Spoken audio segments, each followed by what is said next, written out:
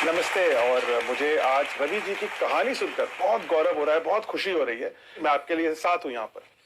बहुत बहुत धन्यवाद आपका सृजन जी। ऑलराइट, शुरू किया जाए।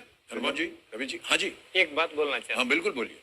आपको एक बार तुलु से मेरा लोगों से बात करना चाहिए। तुलु में बात करना होगा। हाँ बोलिए, सिखाना होगा। जरूर हालांकि आपको सिखाऊंगा। बताते सर, ये हमारे लिए बड़ी एम्बैरेसिंग बात हो गई है, क्योंकि हमारे घर में भी तुलु भाषी हैं। ऐश्वर्या जी जो अभिषेक की पत्नी है। मैं तो उसके ऐश्वर्या मैम का गांव से 1 घंटा का रास्ता मेरा गाँव। बताइए सर, ये तो पारिवारिक हो गया मामला। क्या बात है। तो बोलिए, तुलु में क्या बोलना पड़ेगा? उडुपी बक्का कुडलादा। अरे भाई साहब, एक एक वर्ड बोलिए।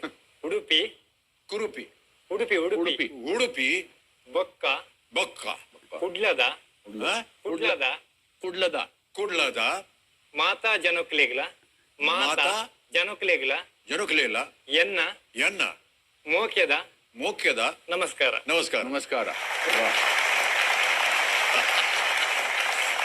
ऑलराइट, चलिए इसी के साथ शुरू करते हैं। कौन बनेगा करोड़पति को